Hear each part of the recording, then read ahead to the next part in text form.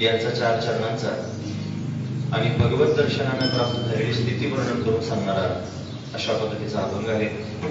या अभंगामध्ये माऊली तुकोबाराय आपल्याला काय प्रतिपादन करून सांगतात तर पूर्वी आपण इथं संतांना म्हणतो श्री संताची माता चरणावरी, श्री संताची माता चरणावरी, श्री संताची माता चरणावरी, श्री संताची माता चरणावरी. आठांग हे करी दंडवत, आठांग हे करी दंडवत, आठांग हे करी दंडवत. चित्रांनी बाबा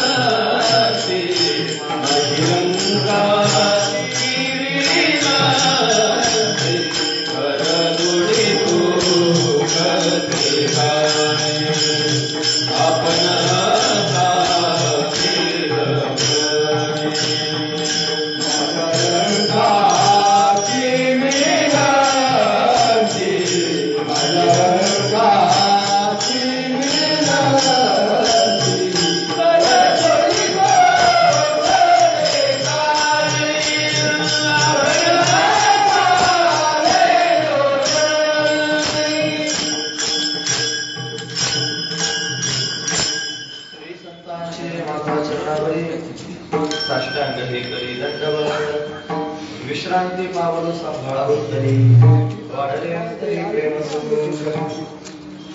आता कोठे जावे मन तुझे चरण देखलिया, भाग गेला शिन गेला अवघा झाला आनंद. प्रस्तुत प्रतिवर्षीप्रमाणे याही वर्षी आपण सर्वजण या नरक चतुर्दशी निमित्त भगवंताची ही कीर्तनरूपी सेवा करतो. सेवेकरिता निवडलेला अभंग जगद्गुरु जगतवंदनीय सर्वांच्या अंतकरणाचा अधिष्ठान असणारे माऊली तुकोबाराय यांचा 4 चरणांचा आणि भगवत दर्शनानं मनाला झालेली स्थिरता भगवंताच्या समोर वर्णन करून सांगणारा अशा पद्धतीचा अभंग आहे. महाराज या अभंगाच्या माध्यमातून भगवंताच्या समोर उभं राहून भगवंताबरोबर संवाद करतायत. देवा, तुझ्या दर्शनाकरिता व्याकुळ झालेलं मन, तुझ्या दर्शनाकरिता धावपळ करणारं मन तुझ्याच दर्शनानं स्थिर झालेलं आहे. आता ते कुठं धावत नाही. हे आता कुठे धावे मन का तुझे चरण देखलिया किंवा तुमचे चरण देखलिया. मनाला तुझं दर्शन झालं आणि म्हणून मनाचं धावणं थांबलं, मनाची धावपळ स्थिर झाली. आणि काय झालं? भाग गेला शिन गेला अवघा झाला आनंद. आतापर्यंत झाली सगळी धावपळ, या धावपळीने त्यांनी शिनलो होतो, भागलो होतो, दमलो होतो. तुझं दर्शन झालं देवा, आणि त्या दर्शनाचा परिणाम असा झाला की सगळा शिनभाग निघून गेला आणि फक्त आनंद शिल्लक राहिला. अवघा झाला आनंद, आनंदमय सर्व सृष्टी झालेली आहे. का बरं झालं असेल असं? म्हणजे तुझे चरण पाहिले आणि प्रेमानं तुझ्या चरणाला मिठी घातली. प्रेमरसे बैसली मिठी आवडी लाठी मुखासी. तुझं प्रेम अंतकरणामध्ये त्यांनी प्रवाहित होऊ लागलं. त्या प्रेमरसाच्या ठिकाणी मनाने मिठी घातली. प्रेमरसे बैसली मिठी. त्याचा परिणाम काय झाला? मुखाला लाठी ना मोठी आवड निर्माण झाली. आवडी लाठी मुखासी. मुखातून अखंड तुझं चिंतन त्या ठिकाणी होऊ लागलं, तुझं नामस्मरण होऊ लागलं, तुझ्याविषयीचा संवाद होऊ लागला आणि तोच खऱ्या अर्थानं आनंदाला कारणीभूत झाला. अवघा झाला आनंद होण्याचं कारण हेच आहे. तेव्हा जे आता प्राप्त झालेलं आहे, तुझ्या दर्शनानं जे घडलेलं आहे हेच पुरे आहे. त्याच्यापेक्षा वेगळं त्या जगातलं काहीच नको आहे. कारण आमच्या अंतःकरणानं, आमच्या मनानं, आमच्या वृत्तीनं दुसरी कशाचीच अपेक्षा केली नाही, फक्त तुझ्या चरणांची अपेक्षा केली, फक्त तुझी अपेक्षा केली. म्हणून तू काय म्हणे, आम्हा जोगे आमच्याकरिता विठ्ठल भोगे खरे माप, घवघवीत असणारा माप, पूर्ण असणारा माप जर कोण असेल तर विठ्ठल आहे. पण तो विठ्ठल आम्हाला प्राप्त झाला आणि त्याच्या प्राप्तीनं, त्याच्या दर्शनानं त्यांनी आमचं जीवन कृतार्थ झालं. म्हणून आता कुठे धावे मन तुझे चरण लेखलिया, भाग गेला शिन गेला अवघा झाला आनंद, आनंदमय संपूर्ण सृष्टी झाली. भगवत दर्शनाचे फल आहे महाराज वर्णन करून सांगतात. असा अभंगाचा सरळ अर्थ पाहण्याचा आपण प्रयत्न केला.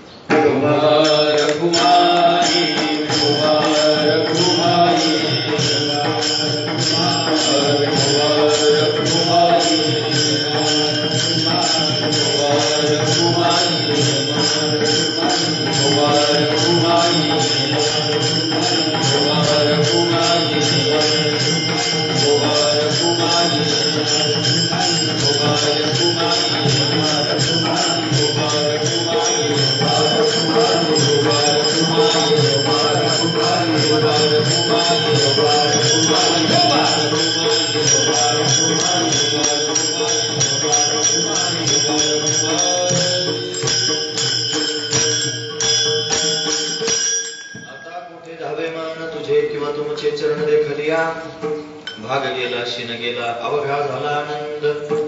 प्रस्तुत आज दिवाळी आहे. खर तर दोन तिथी एकत्र आहेत.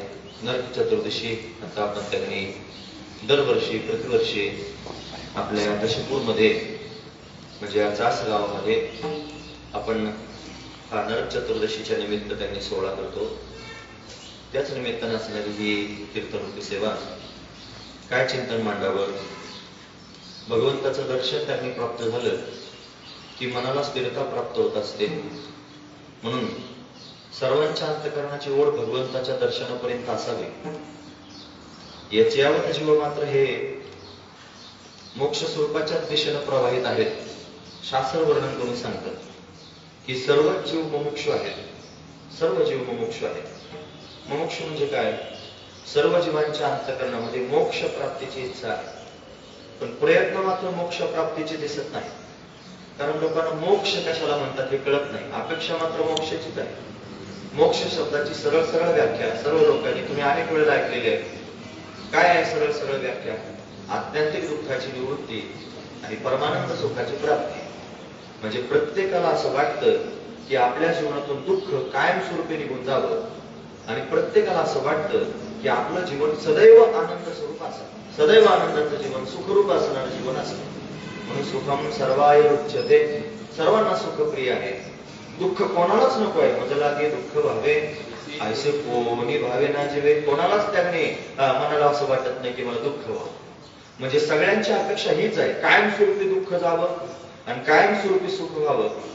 कायमस्वरूपी दुःख जाणं आणि कायमस्वरूपीचं सुख राहणं याचंच नाव आहे मोक्ष. म्हणजे सर्वांना अपेक्षा मोक्षाचीच आहे, पण सर्वजण प्रवास मात्र मोक्षाच्या दिशेने करत नाही. साधना मात्र मोक्ष प्राप्तीची करत नाही. मग साधना त्यांची चुकती आहे. ती चुकीची साधना त्यांनी घडते आहे. ती सुखाची अपेक्षा करतायत, पण अपेक्षा संसाराच्या माध्यमातून करतायत. तो संसार कधीच सुख देऊ शकत नाही. ठाऊकाची आहे संसार दुःखाचा किंवा दुःख बांधवडी आहे हा संसार. सुखाचा विचार नाही कोठे.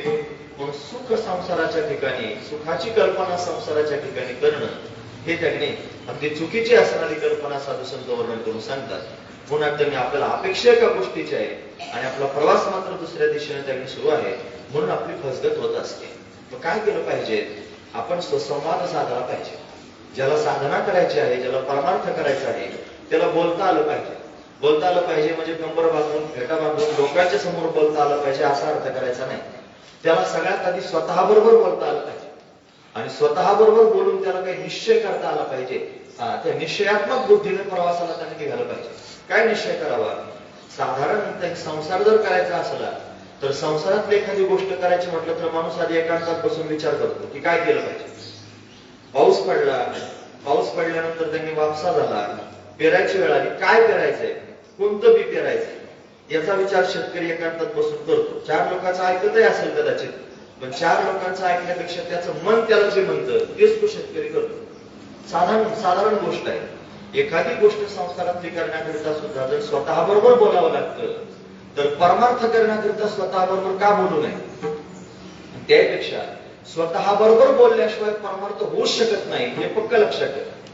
कारण मनाचा निश्चय करावा लागणार, मनाला समजून सांगावं लागणार, मना तुला जर खरोखर त्यांनी कायमस्वरूपी सुख हवं असलं, तुला जर अखंड सुखाची प्राप्ती हवी असली, तुला जर जीवन अखंड आनंदमय करून टाकायची इच्छा आहे तर तू काय केलं पाहिजे.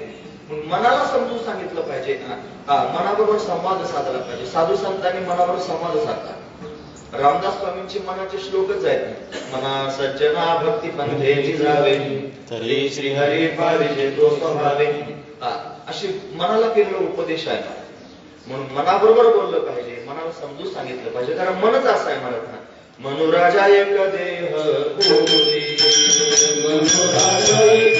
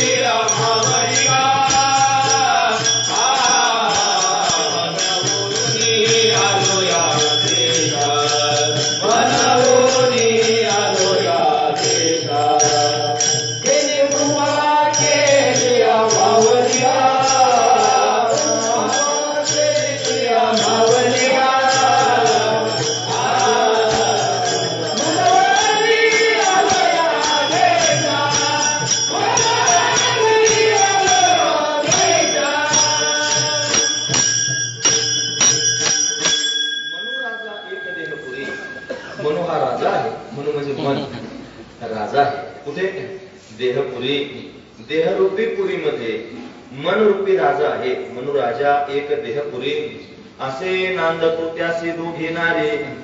तो या देहपुरीमध्ये राहणारा मनरूपी राजा आहे. त्याला दोन बायका आहेत, संकल्प आणि विकल्प. मन संकल्पही करतं, विकल्पही करतं. असे नांदतो त्याचे दोघे नारे.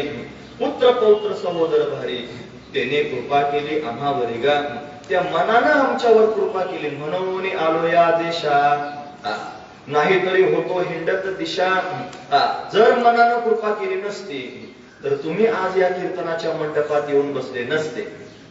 तुमच्या मनानं तुमच्यावर कृपा केली म्हणून तुम्ही कीर्तनाच्या मंडपात येऊन भगवंताचं चिंतन श्रवण करण्याकरिता आलात. मनानं सांगितलं जा, मन म्हटलं चला, मन म्हटलं भगवंताचं भजन करा म्हणून तुम्ही इथपर्यंत आलात. म्हणजे परमार्थ जर करायचा असेल तर आधी मनाबरोबर संवाद केला पाहिजे.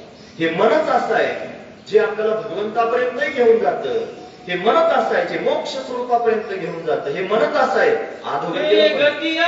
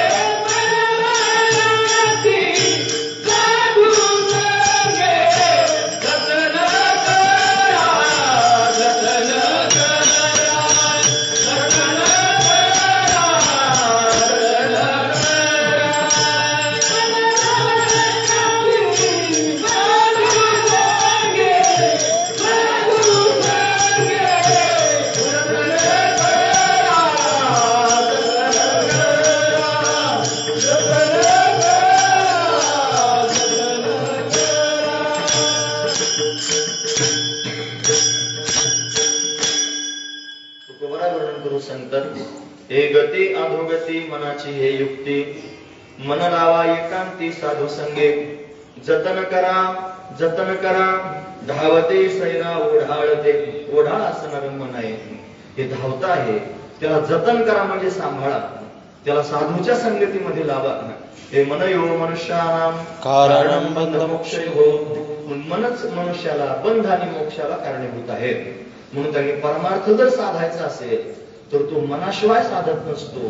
म्हणून मनालाच उपदेश केला पाहिजे आणि आपण आपल्या मनाला उपदेश केला पाहिजे. लोकांनी कितीही मनाला उपदेश केला तरी तो उपदेश त्यांनी लोक ऐकत नाहीत. महाराज ऐके रे जना तुझ्या स्वहिताच्या खुना पंढरीचा राणा मना माझी स्मरावा. साधू संत वर्णन करून सांग, ऐके रे जना, लोकांना ऐका, तुझ्या स्वहिताच्या खुना, तुमच्या स्वहिताची खून मी तुम्हाला सांगतोय. काय करा? पंढरीचा राणा मना माझी स्मरावा. पंढरपूरचा असणारा राजा त्याचं मनामध्ये स्मरण करा असं साधू संत सांगतात. फक्त सांगतात असं नाही, जागा करून सांगतात. उठा जागे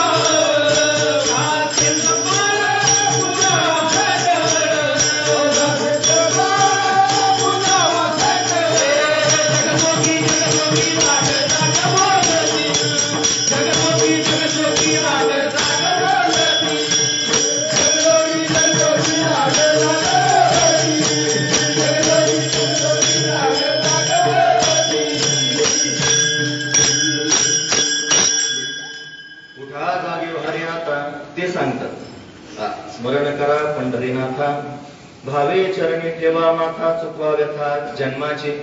जगजोगी जगजोगी कितीतरी प्रमाण सांगतात ते, जाग जाग बोलते सर्वजण ते जागा म्हणतात. पण लोक जागत नाहीत. लोक कधी जागतील? त्यांनी सांगितल्याने जागतील असं नाही. ज्यावेळेला मन म्हणेल त्यावेळेला जागतील. मनानं कृपा करावी लागेल, अंतःकरणानं कृपा करावी लागेल. तुम्ही ऐकतात ना सर्वजण? मी महत्वाचा मुद्दा सांगतो. परमार्थ करायचा असेल तर 4 कृपा असाव्या लागतात. सगळ्यात पहिली कृपा अंतःकरणाची कृपा. नंबर 2 शास्त्र कृपा. नंबर 3 ईश्वर कृपा. नंबर 4 गुरु कृपा किंवा संत कृपा. 4 प्रकारच्या कृपा आहेत. अंतःकरण कृपा म्हणजे काय? स्वतःच्या मनानं स्वतःवर केलेली कृपा. मन म्हणलं पाहिजे परमार्थात. थोडं ग्राम्य उदाहरण सांगतो, खाली येऊन सांगतो, थोडं ऐक. अशी दारू पिणारी माणसं समाजात पाहायला मिळतात. घरचे लोक कासावीस होतात, त्यांची ती दारू सोडवण्याकरता.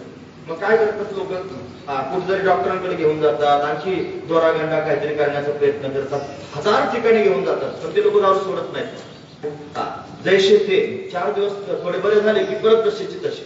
पण असे काही लोक समाजात पाहायला मिळतात. अक्कल होते मंदिरात पिणारे, पण ते फार चांगले झाले आणि फार चांगले होऊन फार चांगल्या मार्गावर. कसं काय झालं? त्यांना कोणत्या डॉक्टरचा फरक पडला नाही, त्यांना कोणत्या दोऱ्यागंड्याचा फरक पडला नाही. त्यांना फरक पडला कशाचा? स्वतःच्या मनाचा. त्यांनी एकांतात बसून विचार केला की फार खराब आहे, लोक मला गटारीतून उचलून आणतात, त्याच्यानंतर लोक माझ्या नावाने त्यांनी धनान बोंब मारतात, कोणीच मला चांगलं म्हणत नाही असा त्याच्या स्वतःच्याच मनानं विचार केला आणि मनानंच ठरवलं की आता मला चुकीचं वागायचं नाही, आता मला चुकीच्या मार्गावर प्रवास करायचा नाही. त्याच्या मनानं ठरवलं की मग मात्र तो त्याने चांगला वागायला सुरुवात करतो. कोणाची कृपा झाली? मनाची कृपा व्हावी लागेल. तसं परमार्थ जर करायचा असेल तर मनाची कृपा व्हावी लागेल, अंतःकरणाची कृपा व्हावी. सगळ्यात पहिली कृपा अंतःकरण कृपा. नंबर 2 शास्त्र कृपा. ज्याचं अंतःकरण कृपा करतं त्याला ज्ञानेश्वरी वाचावी वाटते. ज्याच्या अंतःकरणाची कृपा होते त्याला गाथा वाचा वाटतो, भागवत वाचा वाटतं, सत्संग करावा असं वाटतं. मनाची कृपा. आणि एकदा का तू शास्त्र श्रवण करायला आला की त्याला हळूहळू शास्त्र कळू लागते. एक ओवी कळाली की फार आनंद होतो महाराज. एक ओवी कळावी ज्ञानेश्वरीतली फार आनंद होतो. अभंगाचा अर्थ कळावा फार आनंद होतो. म्हणून ज्याला अभंगाचा अर्थ कळतो, ज्याला ओवी कळू लागते, ज्याला श्लोकांचा अर्थ करू लागतो, समजा त्याच्यावर शास्त्र कृपा झालेली आहे. अंतःकरण कृपा झाल्याशिवाय शास्त्र कृपा देखील होत नाही. आणि शास्त्र कृपा एकदा झाली याला कळू लागलं असं ईश्वराला कळतं. ईश्वराला कळतं की आपल्याला कळायला लागलं. मग ईश्वर काय करतो? ईश्वर कृपा करतो. आणि ईश्वराच्या कृपेने जर काय घडत असेल तर संत मायबाप जीवनामध्ये येतात आणि मग संतांची कृपा होते. ते मस्तकावर हात ठेवतात. येऊनिया कृपावंते कृपया स्वामी सद्गुरुनाथे हात ठेविला मस्तकी प्रसाद देऊनी केले मुक्ती. म्हणून त्यांनी तुकोबर आहे स्वतः आले निळोबाऱ्यांना भेटण्याकरिता. का संत प्रत्यक्ष प्रगट होतात तसे नाही आले महाराज. ते भगवंतानं कृपा केली. आधी देव आला होता. ते म्हणे निळा म्हणे आम्ही ओळखोची देवा तुकयाचा दावा देवाला परत पाठवलं आणि मग तोच देव संतांच्या रूपाने प्रगट झाला. मग संत कृपा होत असते. ते सांगतात तत्त्वम असे ते ब्रह्मत्व आहेस. तेव्हा त्यांनी तत्व स्वरूपाचा बोध प्राप्त करून दिला की जीवन करतात म्हणून समजायचं. म्हणून या तत्व स्वरूपाच्या बोधापर्यंत जाण्याकरिता सगळ्यात पहिली कृपा जर कोणती व्हावी लागत असेल तर स्वतःची कृपा, अंतःकरणाची कृपा म्हणजे मनाची कृपा व्हावी लागेल. पण मन फार चंचल आहे. फार चंचल.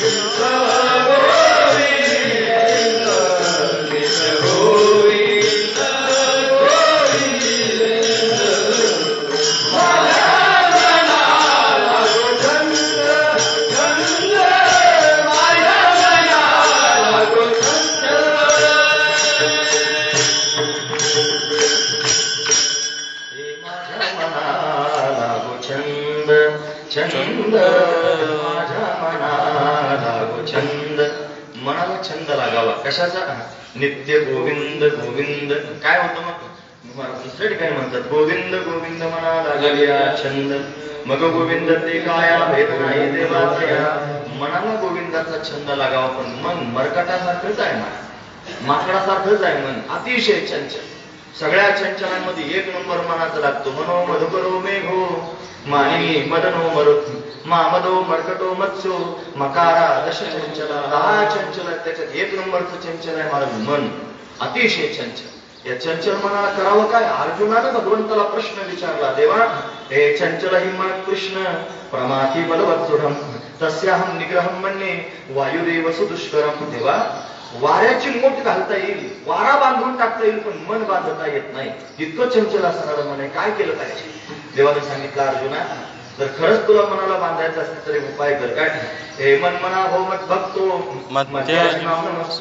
मामे वैशिष्य सत्यंते प्रतिजाने प्रियोसे. तू मन हे मीच करी माझ्या भजनी प्रेम धरी सर्वत्र नमस्कारी म्हणजे एकाले तू मन हे विचित्र मनाला छंद लाव मनाला भगवंताचा छंद लागावा आणि मनाला जर भगवंताचा छंद लागला की मग मात्र त्यांनी महाराज ते मन भगवत रूपच होऊन जातं महाराज वर्णन करून सांगतात हे मन हे राम झाले मन हे राम झाले मन हे राम झाले मन हे राम झाले प्रवृत्तीचा बोली कैसे निवृत्तीचे आले प्रवृत्तीचा बोली कैसे निवृत्तीचे आले मन हे राम झाले मन हे राम झाले मन हे राम झाले मन हे राम झाले प्रवृत्तीचा बोली कैसे निवृत्तीचे आले प्रवृत्तीचा बोली कैसे निवृत्तीचे आले मन हे राम झाले मन हे राम झाले मन हे राम झाले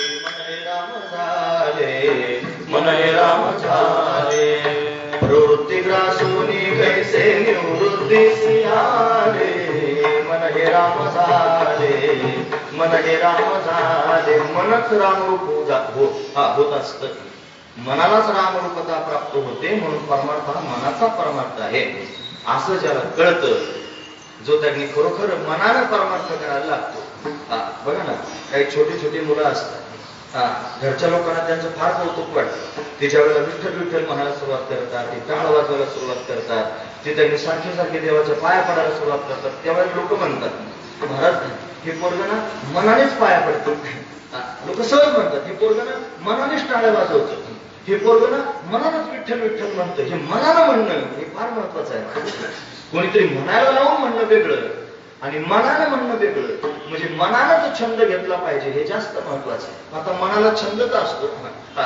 मन जिथं त्यांनी पाहून त्या गोष्टीकडे पाहून भाळतं त्याच्याच नादी लागते या मनाचे एक निके जे देखलिया गोडीते गोडीच्या ठाई सोके हे सोकावलं जातं मन या मनाला जर प्रपंचाची गोडी लागली तर ते प्रपंचाच्या ठिकाणीच सोकावतं तुम्ही ऐकतात ना सर भजन त्याची धावपळ असते महाराज प्रपंच जमा करण्याकरिता धावपळ फार हातपाय फोडून फोडून धावपळ असते फार अट्टहास करून धावपळ असते फार उड्या मारून मारून प्रपंच करतात लोक आखाड्यात गेलेला पैलवान कसा मुसमुस करतो असे प्रपंचातले लोक मुसमुस करत प्रपंच करतात महाराज आणि शेवटी मरतात एका साधूनं मला काल फोटो पाठवला एका थकलेले असते हाचा फोटो थकलेला असेल आपण रानात लांडगे पाहतो की नाही तोंडातले दात पडलेला त्यांनी म्हातारा लांडगा त्याला काय म्हणतात भालू भालू है ना माहिती आहे त्याला भालू म्हणतात काय करतो ते लांडग शेण खात शेण जे धावपळ करून हरणं खाणारं लांडग जे धावपळ करून बकऱ्या खाणारं लांडग ते लांडग शेवटी शेण खातं हा महत्वाचा विचार आहे मी लांडग्याच सांगतोय म्हणजे तुम्ही ऐकतात ना सर्वजण मी लांडग्याच सांगतोय आणि लांडग्याला शेवटी शेणच खावं लागतं हे पण लक्षात ठेवा जन्मभर प्रपंचात त्यांनी महाराज उड्या मारून धावून पळून त्यांनी मिळवण्याचा प्रयत्न करणारे हे लांडगे ते शेवटी शेणच खातात आणि घरचे लोक ज्यांच्याकरता त्यांनी प्रपंच उभा केला ज्यांच्याकरता प्रपंचातील धावपळ सुरू केली तेच लोक त्याच्या तोंडात शेण घालतात तो काय केला आमच्याकरता सगळ्यात महत्वाचा विचार आहे मला सावधान होण्याची गरज आहे माझं पटतंय सगळ्या लोकांना मला माहिती आहे माझं म्हणणं सगळ्या लोकांना पटतं पण ते फक्त बोलून दाखवायचं नसतं हा महत्वाचा तुम्हाला पटलं तरी पुढे झालं तुम्हाला पटलं तरी पुढे झालं महत्वाचाच मुद्दा सांगताय म्हणून त्यांनी केवढाही बलदंड मनुष्य असला तरी त्याची विरशी प्रकृती अशी आहे महाराज ती त्यांनी प्रवाह रूपानं धावते प्रत्येकाला परिवर्तन हा प्रकृतीचा नियम आहे परिवर्तन आज वाघासारखा असणारा मनुष्य उद्या त्यांनी क्षीण होऊन जातो सगळ्या गोष्टी क्षीण होणाऱ्या आहेत बदलणाऱ्या आहेत म्हणून मन जर या क्षीण होणाऱ्या गोष्टींच्या मागे धावू लागलं तर मनाला काही हाताला लागणार नाही म्हणून सुज्ञ असणारा माणूस विवेकी असणारा माणूस विचारवान असणारा माणूस स्वतःबरोबर बोलून निर्णय करतो निश्चय करतो की नको या संसाराच्या मागे मला धावायचं नाही जेवढे जेवढे लोक संसाराच्या मागे धावले त्यांचं काय झालं? पहा त्या रावणा काय झाले. आता रावणापेक्षा काय मोठं उदाहरण द्यावं? पहा त्या रावणा काय झाले. रावणासारख्याच जर सगळं पुरालं तर आपण किती गावाला जमा केलं म्हणजे आपलं चिरंतन राहील? कोणाचंच राहणार नाही. म्हणून मनाबरोबर बोलून जर त्यांनी विचार केला आणि मनाला समजून सांगितलं तर हे मन भगवंताच्या दिशेने धावू शकतं. पण मनाला त्यांनी धावपळच करायची आहे. धावपळ मनानं केल्याशिवाय कल्याण होणार नाही. मग प्रपंचाकडे जी धावपळ मनाची आहे त्या मनाला समजून सांगून याच मनानं जर भगवत प्राप्तीकरिता धावपळ केली तर मग मात्र भगवंताचं दर्शन झाल्यानं त्याला कृतार्थता प्राप्त झाल्याशिवाय राहणार. जगद्गुरु तुकोबरांना हा सिद्धांतच माहिती आहे. म्हणून मनाला समजूनच सांगितलं, म्हणा बस नको धाव संसाराच्या तापे तापलो मी देवा करिता या सेवा. प्रपंचाची सगळ्या लोकांची सेवा त्यांनी करता करता तापलो रे देवा. याची काही आवश्यकता वाटत नाही, नकोच वाटत. तुका म्हणे कटू वाटतो प्रपंच रोकडे रोमांच कंठ दाटे. म्हणून त्यांनी रोमांच्या अंगावर त्यांनी उभे राहतात. भगवंताचं नाव काढलं तरी देवा तुझं विन कोणा शरण जाऊ नारायणा ऐसा ना देखील कोणी तुझा हे त्रिभुवनी. अशी अनेक प्रमाण मला तुमच्या समोर सांगता येतील की संपूर्ण या संसाराचं मिथ्यात्व मला कळालं. हा संसार नाशवंत आहे हे मला कळालं. हा संसार त्यांनी जाणारा नाशका कुचका आहे हे मला कळालं. आणि म्हणून येतो आला बलाय तुझ्या चरणांना घट्ट धरून ठेवण्याचा प्रयत्न करतोय. म्हणून तुझ्या दर्शनाची अपेक्षा करतोय. आता दुसरी कशाचीच अपेक्षा नाही. तुका म्हणे तूची खरा येरवावरा पसारा. बाकीचा सगळा पसाराच आहे, तू एकटाच खरा आहेस हे माझ्या मनाला कळालं. आणि म्हणून मनानं तुझ्या दर्शनाची अपेक्षा सुरू केली. मनाला वाटायला लागलं देव कधी भेटेल. मनाला वाटायला लागलं देवाचं दर्शन कधी होईल. तुम्ही ऐकतात ना सर्वजण. हे मनाला वाटलं पाहिजे देवाचं दर्शन कसं होईल. गण गावताला होता जन्म चालला आपला. गण साऱ्या बुक्याच्या डब्या संपून टाकल्या. अख्ख्या बुक्याच्या डब्या संपतात. दरबारीने पंढरपूर मुक्का आणायचा. दरबारीने गणपोळी अशी की उघडू पण मनात कधीच वाटलं नाही देव भेटावा, देवाचं दर्शन व्हावं. तुम्हाला तू फार साधू काय तुला वाटतं का माझं कशाला तुमच्या समोर सांगू असं गुप्त सांगत जाऊ नये. त्याच्या मनाला माहिती आहे मला काय ते. म्हणून त्यांनी आपल्या अर्थ ज्या अर्थ मी सांगतोय आकलीनं बोलतोय तुमच्या समोर सामुदाय मेंदू आता माझा मी जबाबदारीपूर्वक तुमच्या समोर बोलतोय म्हणजे मला हे कळतंय की नाही देवाबरोबर बोललं पाहिजे, देवाशी संवाद साधला पाहिजे, देवाची प्राप्ती हे सर्वश्रेष्ठ त्यांनी जीवनाचं सार आहे हे मला कळतंय ना सगळ्या गोष्टी. म्हणून तर तुमच्या समोर सांगतो. हा महत्वाचा विषय आहे, हे लक्षात ठेवण्यासारखंच आहे. म्हणून मनाला समजून सांगितलं पाहिजे आणि मनाने उचल काढली पाहिजे आणि मनात सारखा विचार त्यांनी घोळत राहायला पाहिजे. कसा असेल देव, कसा असेल देव, काय देवाचं स्वरूप असेल. स्वरूप लक्षणाचा विचार करावा. तो सत्य स्वरूप आहे, तो चैतन्य स्वरूप आहे, तो आनंद स्वरूप आहे. सच्चिदानंद रूपाय विश्वोत्पत्त्यादि हेतवे तापत्रय विनाशाय श्रीकृष्णाय वयं नमः. त्याच्या स्वरूप लक्षणाचा विचार करावा. तो निर्गुण आहे, निराकार आहे, सच्चिदानंद स्वरूप आहे, अनादि आहे, अनंत आहे. हे भगवंताचं रूपच आहे. तो आनंद स्वरूप आहे. सत्य ज्ञान अनंत गगनाचे प्रावरण नाही रूपवर्ण गुण घेते. तो हरे श्री हरे पाहिला डोळे भरी पाहता पाहणे पुरी सारोनिया आनंद अद्वय नित्य विनामय जे काय ते हे समचरण साजे रे विटेवरी महाभिमाती विठ्ठल. त्याच परमात्म्याची दोन रूप त्यांनी पाहायला मिळतात. मनाने विचार केल्याशिवाय हे कळणार नाही. काय रूप आहे परमात्म्याचं. स्वरूप लक्षणानं पाहिलं तर तो सच्चिदानंद रूप आहे, अनादि आनंद निर्गुण निराकार आहे. आणि तटस्थ लक्षणानं जर पाहण्याचा प्रयत्न केला तर तो आपल्या सगळ्यांकरता विटेवर उभा आहे. अतिशय सुंदर आहे. म्हणतात हे राजस सुकुमार मदना राजस सुकुमार मदना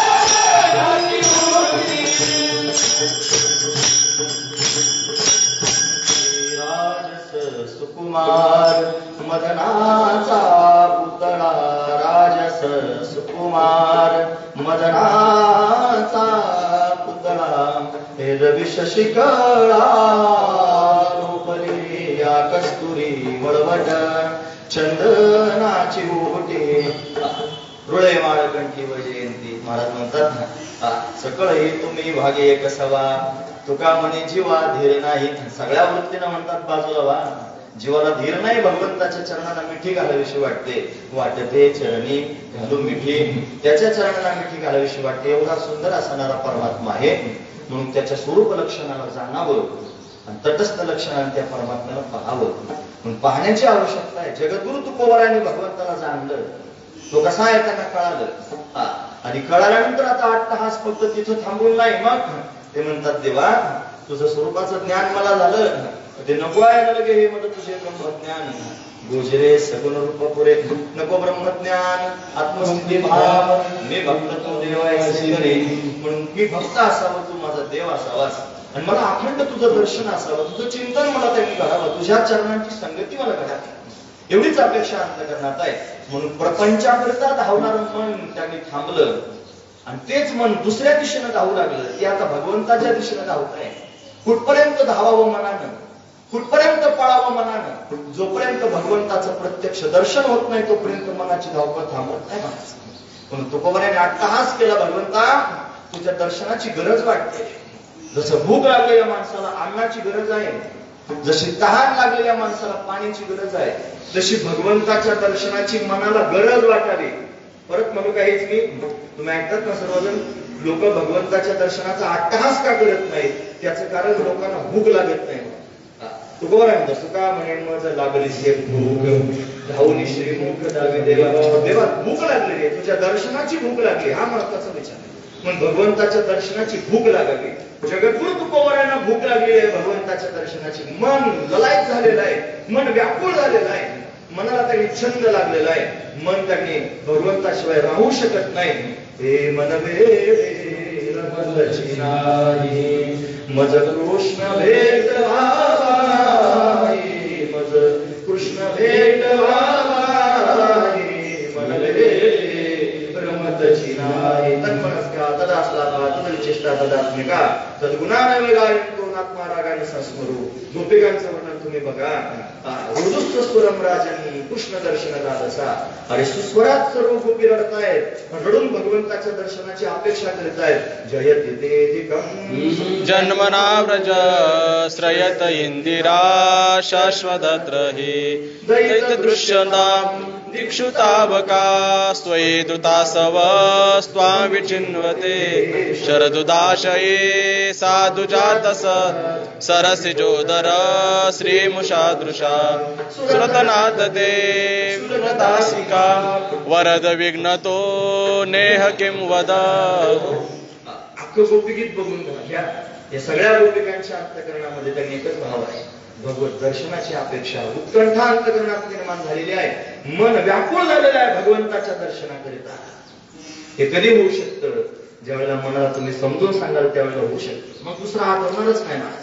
काही लोक शहाजूकपणाने म्हणतात महाराज फार देवधर्म करावं वाटतं, असं वाटतं फार देवधर्म करा, पण काय करू सवडच भेटत नाही. तुला मरायला सवड भेटेल का?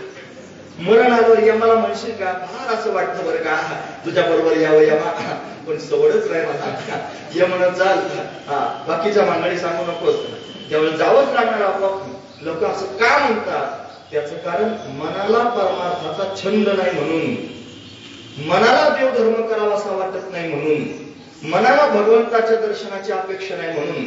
जिथं खरोखर मन रंगून जातं तिथं आपोआप सवड निघते, बाकीच्या सगळ्या गोष्टी विसरून जातात.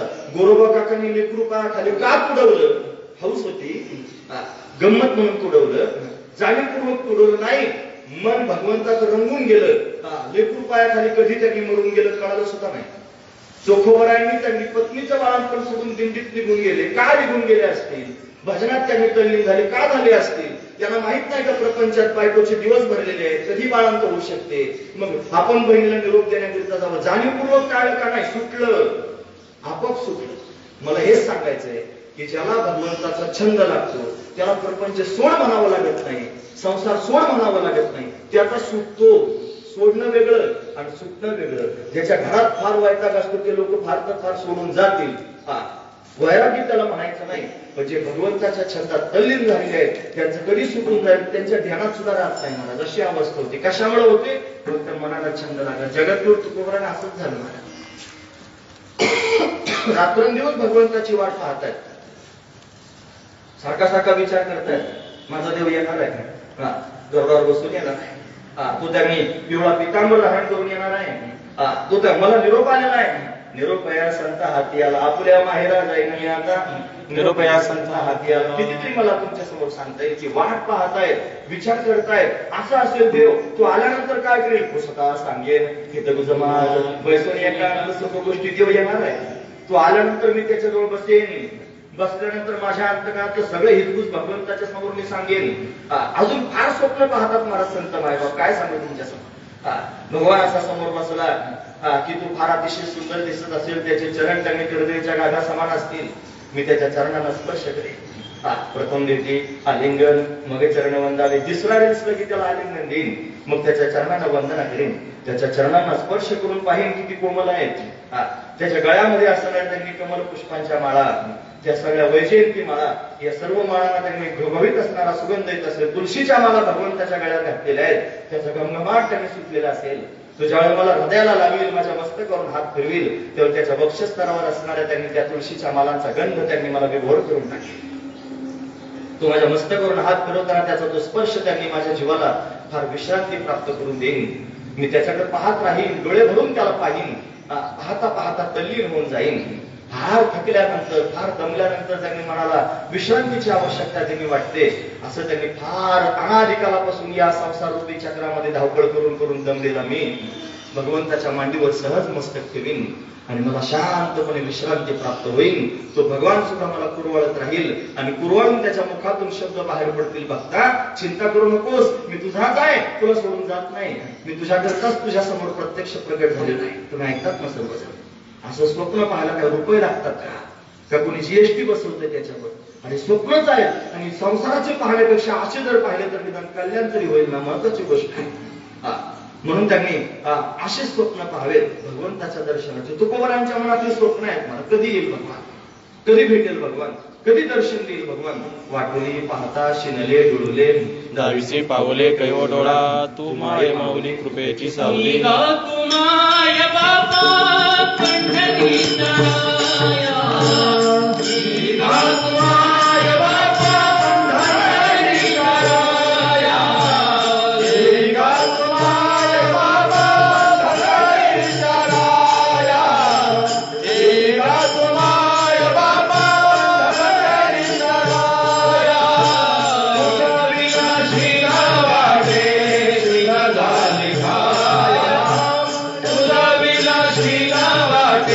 श्रीना झाली का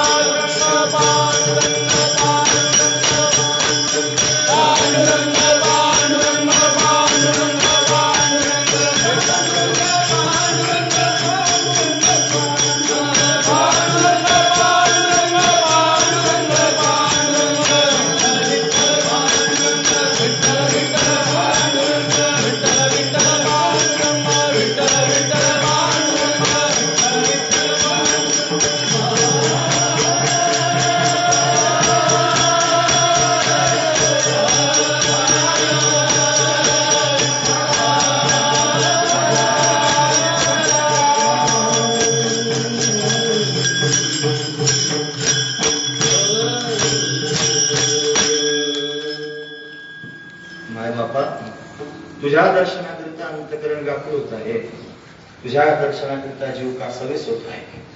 जीवना दगडी मासुळी कैसा तुका तळमळी कन्या सासुऱ्याशी जाय मागे परतोनी पाय तैसे झाले माझ्या जीवा केव्हा भेटसी केशवा भगवंता केव्हा दर्शन देशील कधी कृपा करीसी नेने मज दिनाचे धावणे हे आसुवे दाटली उभारोनी बाहे आसुवे दाटले उभारोनी बाहे आसुवे दाटले उभारोनी बाहे आसुवे दाटले उभारोनी बाहे नामा वाट पावे रात्रंदिन नामा वाट पावे रात्रंदिन भेटसी वेधवा माझ्या दिवसगा भेटसी वेधवा माझ्या दिवसगा नामा वाट पावे रात्रंदिन नामा वाट पावे रात्रंदिवस भेटसी देशवा भेटसी देशवा माझ्या जीवलगा आसुवे दाटली उभारोनी बाहे नामा वाट पाहे रात्रंदिन नामही केशवा माझ्या जीवलगा ये गा पांडुरंगा माय भगवंता केव्हा दर्शन देशील असं त्यांनी जीव कासावीस होऊन त्यांनी म्हणतो. ज्यावेळेला भक्ताचा जीव कासावीस होतो त्यावेळेला देवाचा जीव कासावीस होतो आणि मग भगवान भक्तांच्या समोर उभा राहत असतो. तुम्ही ऐकतात ना सर्वजण. अशी कासावीस अवस्था जोपर्यंत आपल्या अंतकरणाची होणार नाही तोपर्यंत भगवान आपल्याला दर्शन देणार नाही. तोपर्यंत आपला चाललेला परमार्थ म्हणजे फक्त केलेला भुक्ताच आहे ना.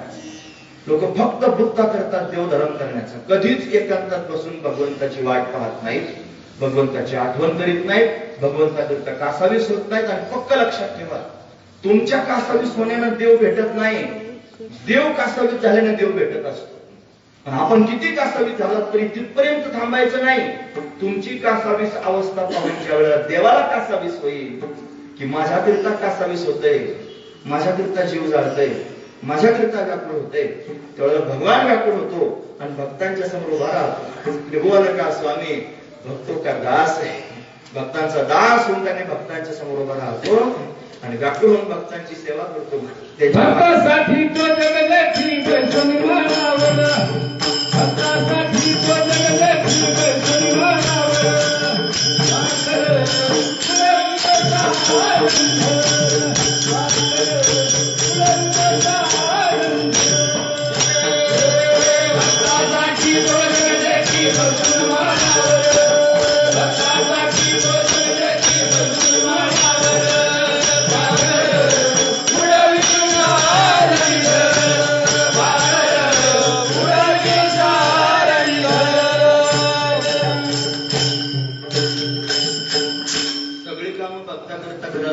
भक्तासाठी तो जगजेठी बसोनी माळावर पाखरे पुढवे शारण घर सगळी कामं करतो, त्याच्यापेक्षा अजून पुढे जाऊन सांगतो, जशी गायीच्या अंतःकरणात वासराची ओढ असते, जशी आईच्या अंतःकरणात बाळाची ओढ असते, तशी अनन्य असणाऱ्या भक्ताची ओढ भगवंताच्या अंतःकरणात असते. फक्त अनन्य शब्द बाजूला काढायचा नाही, ती अनन्यता फार महत्वाची. अन्यस्य आश्रय त्यागा अनन्य. म्हणून मनानं अनन्य व्हावं, मनानं बाकीच्या सर्व स्वार्थ त्याग करावं. देवाला एवढं सुद्धा खपत नाही माणसं. जसं पातिव्रत्य धर्म पडत असताना त्यांनी म्हणत तिला काटेकोरपणे त्या धर्माचं पालन करावं लागतं, तसं त्यांनी भक्ताला सुद्धा त्यांनी काटेकोरपणे भगवंताच्या चिंतनात एकाग्र व्हावं लागतं. पण पतिव्रते जैसा प्रकार प्रमाण तैसा नारायण आम्हाला लागे, त्याच्या वाचून दुसरं चित्तात त्यांनी नसावं. ज्या दिवशी तोच चित्तात घर करून राहील, ज्या दिवशी त्याच चिंतन घडत राहील, ज्या दिवशी त्याचीच अपेक्षा राहील, शब्द काढायचा नाही, त्याचीच, बाकी कोणाचीच नाही, कोणाकरता त्याची नाही, त्याच्याकरताच त्याची अपेक्षा ज्या दिवशी अंतःकरणात निर्माण होईल. लोक असे आहेत महाराज, देवाच्या समोर जातात आणि देवाच्या समोर जाऊन रडतात सुद्धा, पण कशा करता? देवा करता नाही, मग ते त्यांच्या स्वार्थाकरता देवासमोर जाऊन रडतात. रडताना दिसतात पण देवा करता रडत नाहीत, हा महत्वाचा विचार. ते भक्त आहेत पण देवाचे नाही, त्यांच्या स्वार्थाचे भक्त आहेत, हा महत्वाचा विचार आहे. ते स्वार्थाचे, स्वार्थ पूर्ण करण्याकरिता देवाच्या समोर गाणं गातात, स्वार्थ पूर्ण करण्याकरिता देवाच्या समोर रडतात. देव त्यांच्याकडे पाहतो पण त्यांच्याकरिता कासावीस होत नाही.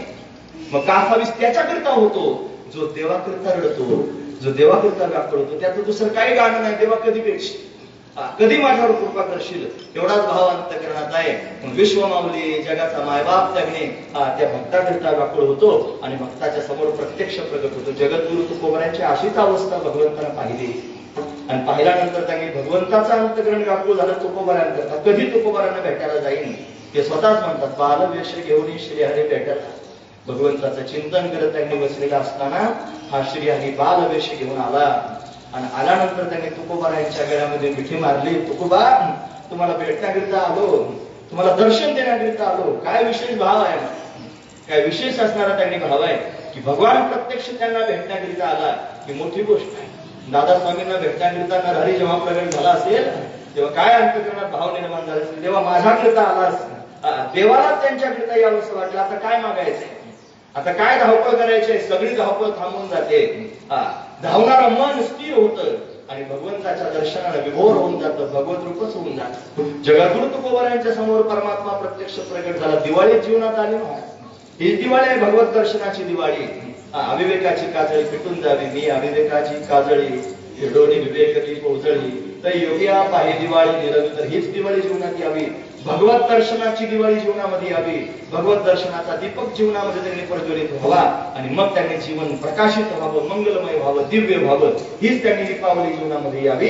जगद्गुरु तुकोबारांच्या समोर परमात्मा प्रत्यक्ष प्रगट झाला, उभा राहिला, त्याचे चरण पाहिले आणि पाहिल्यानंतर विभोर झाले. कोणाला सांगू, कोणासमोर वर्णन करून सांगू? सांगण्याकरिता समोरच्याला कळालं तरी पाहिजे नाही, निदान ते समजण्याच्या स्थितीत तरी असले पाहिजे, हा महत्वाचा विचार आहे. मग ज्याच्या दर्शनाला अवस्था प्राप्त झाली त्यालाच सांगितलं पाहिजे. पण भगवंता, माझं मन फार धावपळ करत होतं, कशाकरिता? आधी प्रपंचाकरिता करत होतं, थांबलं. त्या मनाला मी समजून सांगितलं, इकडे धावू नकोस, देवाकडे धाव. तेव्हापासून तुझ्या दिशेने धावू लागलं आणि आता तुझ्या दिशेने धावपळ करत होतं कुठपर्यंत? जोपर्यंत तुझं दर्शन होत नाही तोपर्यंत. आज तुझं दर्शन झालं देवा, तुझ्या दर्शनाचा परिणाम काय झाला असेल? माझं मन स्थिर झालं. आता कुठे धावेल? धावणारच नाही, तुझ्या चरणांच्या जवळ स्थिर होऊन अशा पद्धतीने राहील. महाराज वर्णन करून सांगतात,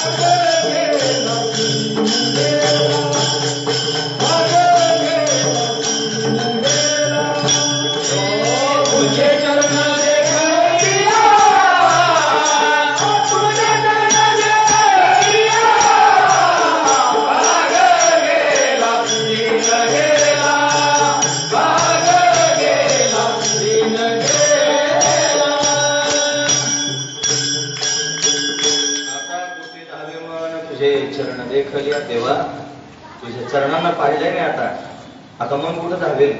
ते मनाची धावपळ त्यांनी थांबवून गेली. मनाची धावपळ भगवंताच्या दर्शनाशिवाय थांबत नसते, पक्क लक्षात ठेवा. हे मन जर प्रपंचाच्या दिशेने सोडून द्याल तर प्रपंच कधी पूर्ण होत नसतो. तुम्ही ऐकतात ना सर्वजण? प्रपंच कधीच पूर्ण होत नसतो, कोणाचाच पूर्ण झाला नाही. प्रपंचाच्या अपेक्षा वाढतच असतात. काय वाटतं तुम्हाला? बायको गेली म्हणजे प्रपंच पूर्ण होतो का? नाही. मग मुलं व्हावे वाटतात. मग मुलं झाले म्हणजे प्रपंच पूर्ण होतो का? नाही. मग सुन्मुख पाहावं वाटतंय. मग सुन्मुख पाहिलं म्हणजे प्रपंच पूर्ण होतो का? नाही. मग नातवंड पाहावे वाटतात. फक्त नातवंड पाहिल्याने त्यांनी प्रपंच पूर्ण होतो का? नाही. मग परतवंड पाहावे वाटतात. मग परतवंड पाहिल्याने संसार पूर्ण होईल का? नाही. मग खापरपंतू पाहावा वाटतो. मग खापरपंतू पाहिल्याने संसार पूर्ण होईल का? नाही. मग काळतोंड पाहावं लागतं. त्याच्या पुढचं आहे महाराज, तुम्हाला माहित नसेल कदाचित. ते पाहावं लागतं. ती सगळी सांगत राहतात ना, तू आता तू नाही, मी आलेला आहे ना, तू ढळ आता. ते सांगतात पण हे ढळत नाही. ते अजून अपेक्षा अंतःकरणात करतात. प्रपंच कधीच पूर्ण होत नाही. म्हणून मनाची धावपळ प्रपंचाच्या दिशेने चालत असताना कधीच पूर्ण होणार नाही. मन जर त्यांनी स्थिर व्हावं वाटत असेल, मनाला समाधान जर प्राप्त व्हावं असं वाटत असेल तर मनानं भगवंताच्या दिशेने गेलं पाहिजे. आणि एकदा भगवंताच्या दिशेने त्यांनी गेलं की भगवत दर्शन झाल्यानंतर पुढे काहीच नाही. भगवत दर्शनानं पूर्णता आहे. भगवत दर्शन म्हणजे फुल स्टॉप आहे, पूर्ण विराम आहे. म्हणून परमार्थात पूर्ण विराम आहे, संसारात पूर्ण विराम नाही. पूर्ण विराम जर जीवनाला प्राप्त करून द्यायचा असेल, विश्राम जर प्राप्त करून घ्यायचा असेल तर भगवत दर्शन झालं पाहिजे. जगद्गुरु तुकोबारायांना प्रत्यक्ष भगवंताचं दर्शन प्राप्त झालं. आणि दर्शन प्राप्त झाल्याने काय परिणाम झाला? महाराज सांगतात, आता कुठे धावे मन तुमचे किंवा तुझे चरण देखले. देवा, तुझे चरण पाहिले, तुमचे चरण पाहिले आणि आता त्यांनी माझं मन धावपळ करायचं बंद झालं. तुझ्या तुझ्या चरणाच्या दर्शनानं त्यांनी आजपर्यंत झालेली धावपळ, त्या धावपळीने झालेला शीन सर्व त्यांनी भाग निघून गेला आणि स्थिरता प्राप्त झाली. महाराज वर्णन करून सांगतात,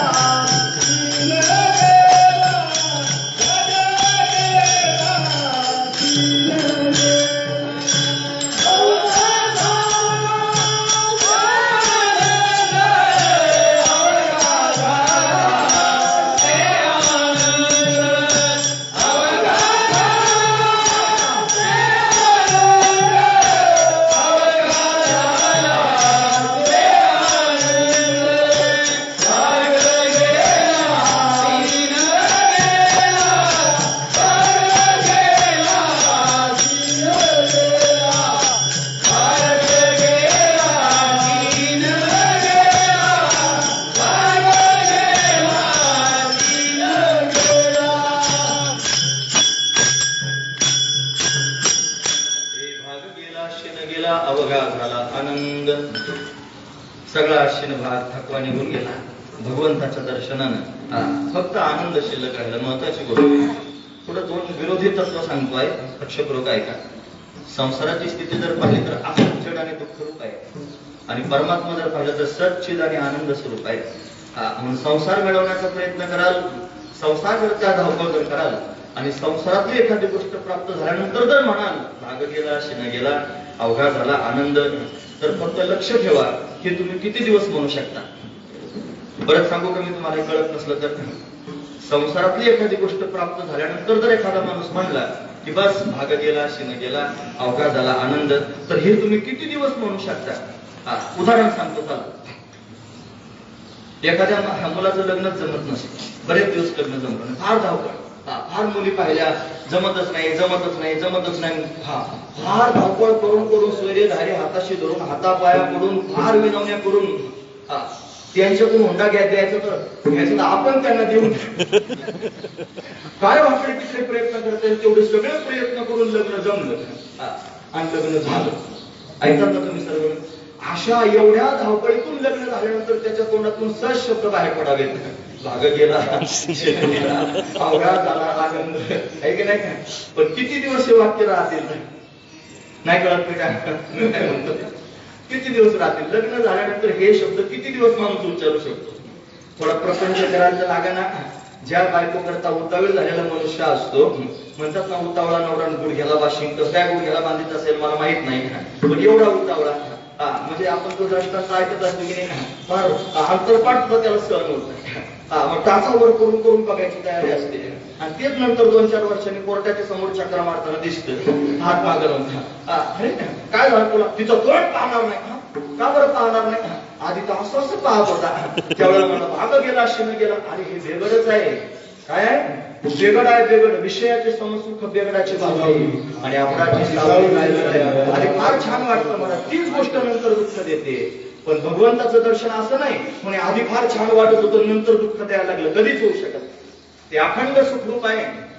येवै भूमात सुखम नागदे सुखम असते, म्हणून ब्रह्मच सुखरूप आहे. त्याच्या वाचून सुखरूप जगात दुसरं कोणी नाही. म्हणजे एखाद्या गोष्टीकडून तुम्हाला संसारातल्या सुख प्राप्त झाल्याचं जरी वाटत असलं तरी ते क्षणिक सुख आहे. नंतर तेच त्यांनी जे आधी त्यांनी म्हणत होते फार चांगलं झालं, चांगली बायको मिळाल्यानंतर तेच म्हणतात नसती केली तर बरं झालं असं. कळतं ना? पण तुम्हाला हे काय व्याजांत नाही, हे आपल्या प्रपंचातलं आहे. हा महत्वाचा विचार. एखाद्याला लेकरू उशिरावं, फार दिवसांनी त्यांनी लेकरू झालं, फार धावपळ, इकडे जा डॉक्टरकडे, तिकडे जा देवृषाकडे, सगळी दुनिया करून झाली. मग फार दिवसानंतर लेकरू झालं, फार समाधान वाटतं. मुलगा झाला, मुलगा झाला, मुलगा झाला. थांबा ना थोडे दिवस. भाग गेला, शिन गेला, अवघा झाला आनंद. थांबा ना थोडे दिवस. ते काय करतो पुढे आधी बघा ना. तेच त्यांनी ज्याच्या जन्माला आनंद झाला तो आनंद जन्मभर टिकावा, पण तो आनंद संसारात टिकत नसतो. तेच लेकरू ज्या वेळेला आपल्या विरोधात उभं राहतं आणि आपल्या विरोधात ज्या वेळेला बोलायला सुरुवात करतो त्यावेळेला सहज मनातून शब्द बाहेर पडतात. नसतं झालं तर बरं झालं असतं. हे संसाराचं लक्षण सांगतोय. पण भगवंताच्या बाबतीत असं कधीच होऊ शकत नाही. भगवंताचं दर्शन झालं झालं, सुख झालं, कायमस्वरूपी सुख आहे, कधीच न आटणारं सुख आहे. हा महत्वाचा विचार आहे. म्हणून भगवंताच्या दर्शनाच्या सुखाची अपेक्षा करावी. बस झाले 2-3 उदाहरणं संसारात आहे की नाही? सगळं असंच आहे संसारामध्ये. कधीच भाग गेला, शिन गेला, अवघा झाला आनंद हे संसाराविषयी बोलतोय.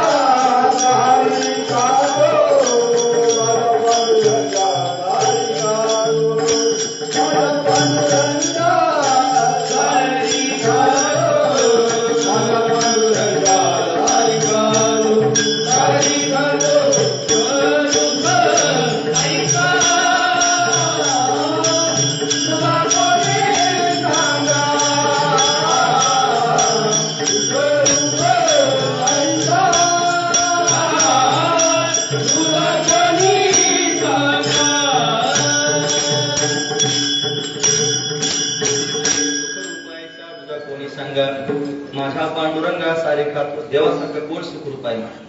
त्याला फक्त सुखरूप नाही म्हणत ते, त्याला सर्व सुखाचे आगर तोहा उभा विटेवर, सर्व सुखाचे आगर जनी म्हणे शारंगधर, सर्व सुखाचे आगर बालरुग्णादेवर, सर्व सुखाचे आगर म्हणे नरहरी सोनार. कितीतरी प्रमाणे सांगता येतील. या सगळ्या संतांचा अनुभव आहे. ते म्हणतात सुख असतील संसारातले पण ते नाशिवंत सुख आहेत.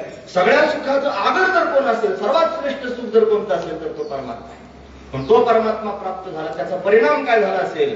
भाग गेला, क्षीण गेला, अवघात झाला, आनंद आनंद रूप त्यांनी जीवन झालेलं आहे भगवंताच्या दर्शनानं. त्याचं दर्शनच असं आहे महाराज, हे मागील परिहार पुढे नाही, मागील परिहार मागील परिहार पुढे नाही, मागील परिहार पुढे नाही, साधिया दर्शन एक वेळा, साधिया दर्शन एक वेळा, साधिया दर्शन एक वेळा.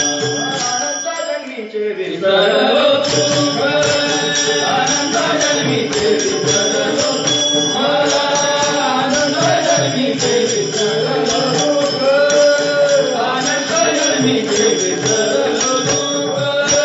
पाहा तुझे मुख पांडुरंगा, पाहा तुझे मुख पांडुरंगा, हे पाहा तुझे मुख पांडुरंगा. आनंदा जन्मीचे विसरलो सुख, आनंदा जन्मीचे विसरलो सुख. पाहा तुझे मुख पांडुरंगा, पाहा तुझे मुख पांडुरंगा, हे पाहा तुझे मुख पांडुरंगा. आनंदा जन्मीचे विसरलो सुख, आनंदा जन्मीचे विसरलो सुख. अनंत जन्मीचे विसरलो दुःख. पाहता तुझे मुख पांडुरंगा. तुझ्या मुख कमलाला पाहिलं नाही झालं काय? अनंत जन्माचं दुःख विसरून गेलो, फक्त तुझं मुख पाहिलं समाधान वाटलं.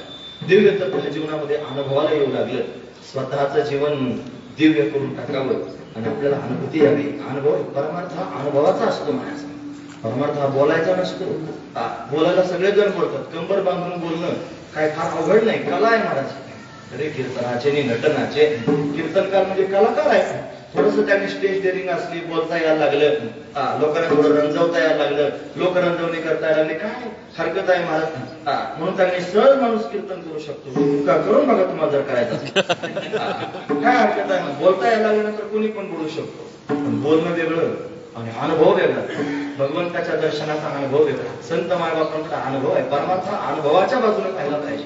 किती परमार्थ केला महत्वाचं नाही, परमार्थाचा अनुभव किती आला हे जास्त महत्वाचं आहे.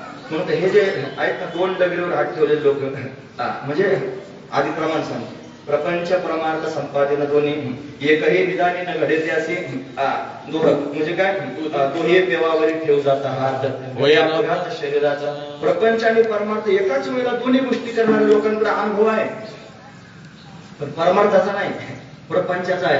एकाच डगरीचा अनुभव आहे, कारण तो जास्त अनुभव देणार आहे. प्रपंच जास्त अनुभव देतो, पण आपण एवढे मुरलेले असतो ना त्या प्रपंचामध्ये की त्याला किती अनुभव दिला तरी आपण त्या अनुभवाला मोजतच नाही. हा महत्वाचा विचार आहे. कधीच आपण मानत नाही. किती लाथा घातल्या प्रपंचात तरी आपण त्या प्रपंचाला म्हणतो नाही नाही असं असलंच, काय करता आपलेच आहे, त्याला समजून घेतलं पाहिजे. पण विरक्त होऊन मनुष्य त्याच्यातून बाजूला घडवणी महिला आणि हे भक्तीची वाटेला जे पावसी धर्म माझे. अरे नुसतीच श्रद्धा आणि झोंब पाहशील परमपदा. फक्त श्रद्धा घेतली पोटातून परमपदाला जर झोंबायला निघाला तर असं परमपद प्राप्त होत नसतं. त्याच्याकरता भगवंताशी एकनिष्ठ होऊन समर्पण करावं लागतं. अरे ग्रह प्रपंची जरी देव जोडे तरी का सेविती गिरीकडे. जर घरात राहून घर कोंबड्यासारखं कुकूची कुकरून जर देव मिळाला असता तर साधू संत त्यांनी जंगलात कशाला गेले असते? ते काय बावळत आहेत का? राज्य सोडून गेले थोडे, ते काय वेडे म्हणावे. ते राज्य टाकून निघून गेले, ते काय वेडे आहेत का? आपलं एवढं एवढं डबक्यासारखं आपण त्याच्या डराव डराव डराव डराव आपला कार्यक्रम चालू आहे. डबक्यासारखा प्रपंच आहे आणि ते राज्य सोडून गेले.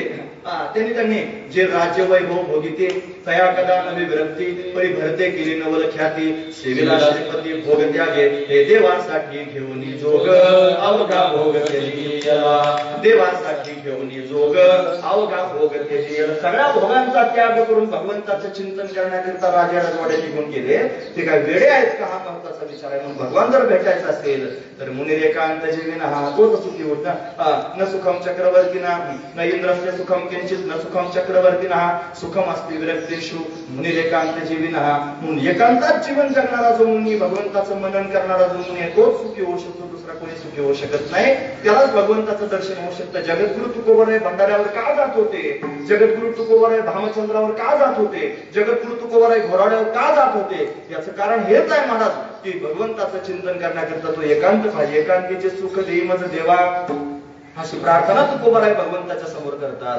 तो एकांत हवाय, ते एकांतातच देव भेटू शकतो हा महत्वाचा विचार आहे. म्हणून जगद्गुरु तुकोबरायांना प्रत्यक्ष भगवंताचं दर्शन झालं आणि एवढं प्रेम भगवंताच्या ठिकाणी जडलं की त्या प्रेमाच्या ठिकाणी मिठीच पडली, सगळं जग त्यांनी उडून गेलं. महत्वाचा विचार आहे. वक्तृ तात्पर्य करणं फार महत्वाचं असतं. लोक त्यांनी बोलणाऱ्या माणसाचं ऐकतात ना आपल्या मेंदूप्रमाणे अर्थ लावतात. हा महत्वाचा विचार. आपण वृंदावनाच्या कथेमध्ये एक मुद्दा मांडतो. ज्ञानामध्ये अज्ञानाचं काय होतं, त्या द्वैताचं काय होतं, निषेध होतो. म्हणजे त्याचा बाद केला जातो. हा महत्वाचं. ज्ञानानं काय होत असतं, बाद होत असतो, लक्षात ठेवा. पण प्रेम असं आहे, प्रेम पूर्ण विसरच पडून टाकतं, त्याचा नाशच करून टाकतं भेदाचा. मग भेदाचा नाश जर करायचा असेल तर प्रेम केलं पाहिजे, हा महत्वाचा विचार आहे. म्हणून अशी प्रक्रिया सांगत असताना काय बोलतोय, श्रुतीच्या विरोधात मी बोलत नाही, वेदाच्या विरोधात मला बोलायचं नाही. मला फक्त एवढंच सांगायचं आहे की आज जर तुम्हाला ज्ञान झालं आणि ते ज्ञान जर दूर झालं नाही तर ते परत एकदा वर डोकं काढीला अज्ञान आणि परत तुम्हाला त्यांनी त्रास द्यायला सुरुवात करेल. पण त्याला जर कायमस्वरूपी जर घालवायचं असेल तर भगवंतावर प्रेम केलं पाहिजे. आणि हे प्रेम त्यांनी छाटछूट लोकांना कळत नसतं. भगवंताचं प्रेम त्यांनी कोणाला कळत नसतं. ते म्हणतात त्यांनी आत्मनिष्ठ जरी झाले जीवनमुक्त तरी भक्ती सुख दुर्लभ त्या कोणाला कळेल. तुका म्हणे कृपा करेल नारायण तरीच हे वर्म पडे ठाय भक्ती प्रेम सुख नेनवे आलिका पंडित वाचका ज्ञानी असे फार पांडित्य लोकांच्या समोर सांगतात तुकडे तुकडे करून. त्यांना प्रेम कळत नाही. फार वाचक आहेत, पोथ्याची पोथ्या वाचल्या. बाबा म्हणतात मी गाडीची साठी भरून पोथ्या वाचल्या. आता एवढ्या तरी पोथ्या वाचणं काही सोपी गोष्ट आहे का, पण फक्त पोथी वाचण्याला अशा पद्धतीने परमात्म्याचं दर्शन, परमात्म्याचं प्रेम व्हायचं. म्हणून पंडित वाचकात ज्ञानी असे फार मोठा ज्ञानी जरी झाला, फार ब्रह्मज्ञानाची टिमकी लोकांच्या समोर जरी वाजवायला लागला तरी भगवंताचं प्रेम कळायचं नाही. प्रेम विरहालाच कळतं. प्रेम सर्वांना कळत नसतं. प्रेम फार वेगळी गोष्ट आहे. मला प्रेमाला दोन बाजू आहेत. तुम्ही ऐकतात ना सर्वजण? 8 वाजल्याच्या नंतर ऐकाल का? नक्की ऐकाल का? घरी जाऊन फराळाचं, आता फराळाचं याच्यापेक्षा काही नाही. महत्वाचं असू द्या, जास्त जीव नाही खायचो मी, थांबतो 5-10 मिनिटात. प्रेमाच्या दोन बाजू सांगतो. एक आहे बाजू त्यांनी समर्पण आणि एक आहे त्याग. ज्याच्या अंतःकरणात भगवंताविषयीचं प्रेम झालेलं आहे त्याच्याकडे दोन गोष्टी विशेष रूपाने पाहायला मिळतात. त्याचं जीवन भगवंताच्या ठिकाणी समर्पित झालेलं असतं. त्याला दुसरं कोणी प्रमाण नाही. आणि का प्रमाण तन धन तृण जन, त्याला समर्पण आहे. आणि त्याग कशाला म्हणतात? सर्वस्वाचा त्याग, जीवपणाचा त्याग, अस्तित्वाचा त्याग. तेव्हा मी नाहीच, तूच आहेस. दोन शब्द त्याने जीवनातून काढूनच टाकलेले आहेत, मी आणि माझे. त्याच्या जागेवर दोन शब्दांची नियुक्ती केली, तू आणि तुझे. तेव्हा आता तू आहेस आणि सगळं तुझंच आहे, मी नाही आणि माझं काहीच नाही, फक्त तूच आहेस. असं ज्याचं जीवन आहे खऱ्या अर्थानं तोच प्रेममय जीवन जगतं. त्याचंच भगवंतावर प्रेम आहे. असं प्रेम कोणालाही कळत नाही. माझ्यासारख्या खरकाट्याने तर सांगू सुद्धा नाही. माझं अजिबात आवश्यकता नाही सांगायची. मी माझं सांगतोय. आपले पानं मोजून घ्या, तपासून बघा. काय खाडाखोडा करता येत असल्या तर ते पण शोधून बघा. काय करायचं तुमची तुम्ही बघा. मी माझं सांगतोय. म्हणून त्यांनी प्रेम असं कळत नसतं. कशालाही प्रेम नाव देऊन जमत नसतं महाराज. जिथं खरोखर समर्पण आहे, जिथं खरोखर त्यांनी त्याग आहे, त्यालाच प्रेम म्हणायचं. साधू संतांनी भगवंताच्या समोर स्वतःला समर्पित करून टाकलं आणि भगवंताकरता सर्वस्वाचा त्याग केला. काय सोडलंय? सोडलेला संसार, माया तयावरी भार. म्हणून काय झालं? म्हणून मागे मागे म्हणून देव त्यांच्या मागे मागे हिंदू, हा त्यातला विशेष असणारा भाव आहे. म्हणून प्रेम भगवंताच्या ठिकाणी झालं. जगद्गुरु तुकोबाराय म्हणतात प्रेमरसे बैसली मिठी. त्याच्याच विषयीचं प्रेम निर्माण झाल्या कारणानं होऊ काय लागलं? तोंडातून सुद्धा त्याच्याच विषयी शब्द बाहेर पडतो. बघा ना, ज्याच्यावर जास्त प्रेम असतं माणूस सारखा त्याचाच विषय मांडतो. जे अंतरीचे धावे स्वभावे बाहेरी आपोआपच बाहेर त्यांनी पडायला सुरुवात होते. जे मनात आहे ते त्यांनी मुखातून देखिला डोळा बैसला म्हणे तो चिवदनी उच्चार. तोच मुखातून बाहेर पडू लागला. म्हणून भगवंताच्या प्रेमाच्या ठिकाणी मिठी पडली आणि काय होऊ लागलं महाराज वर्णन सांगतात. प्रेम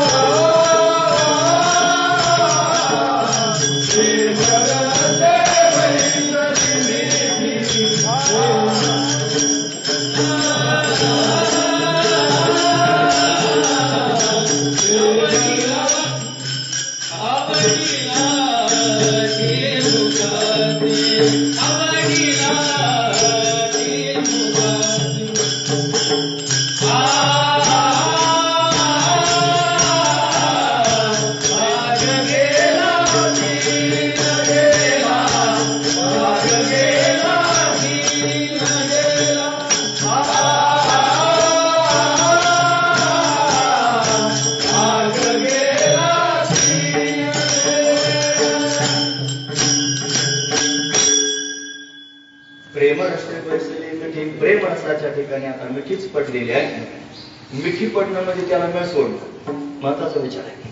भगवंताच्या प्रेमाच्या ठिकाणी दृढ झाले. आता दुसरं काही नको आहे, त्याच्या ठिकाणी मिठीच पडली.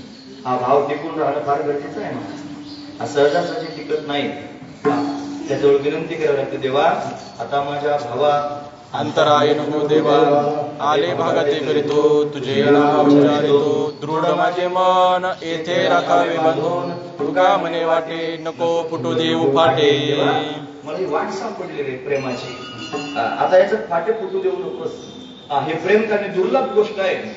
जगात कोणी देऊ शकत नाही. नाथ महाराज म्हणतात देवाला प्रेम सुख देई, प्रेम सुख देई, प्रेमाविना नाही म्हणून तुझं प्रेम मिळालेलं आहे. आणि कसं मिळालेलं आहे? तू दिलेलं आहेस, तू पदरात टाकलेलं आहेस. देव ज्या वेळेला पदरात टाकील त्यावेळेला प्रेम भेटेल. असं म्हणल्यानंतर सौदीवाले लोक म्हणतील मग देवच जर प्रेम देत असतो ना, मग आपल्या काय हातात आहे?